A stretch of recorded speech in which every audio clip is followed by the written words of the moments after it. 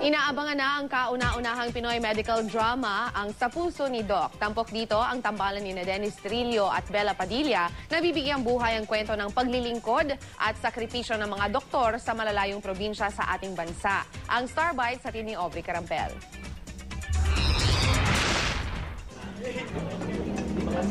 Habang puspusa ng paghahanda ni Dennis sa role na Ivan Legaspi sa Hiram na Alaala, kung saan magsasanay siya bilang sundalo, makakasama naman niya si Bella Padilla sa kauna-unahang medical drama sa Philippine Television, ang Sa Puso ni Doc. Isa na namang obra ng GMA News and Public Affairs na siya ring gumawa ng mga award-winning at groundbreaking series na Bayan Ko, Teacher at Katipunan. Gaganap sina Dennis at Bella bilang mga doktor sa isang pampublikong ospital para ipakita ang estado ng public health sa ating bansa. Dahil story siya ng public hospitals and yung kakulangan nga natin sa knowledge, kakulangan sa mga doktor, sa nurse, hopefully, it speaks out to a lot of people out there.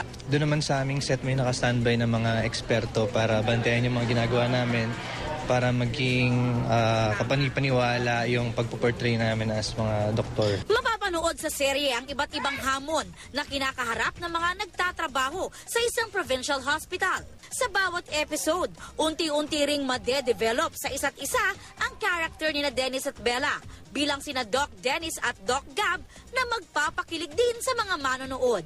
Ang Bayan Ko director na si Adolf Alex Jr. ang siya ring nag-direct ng Sa Puso ni Doc. Magsisimula na ang Sa Puso ni Doc sa linggo, August 24 pagkatapos ng Kapuso Mo, Jessica Soho.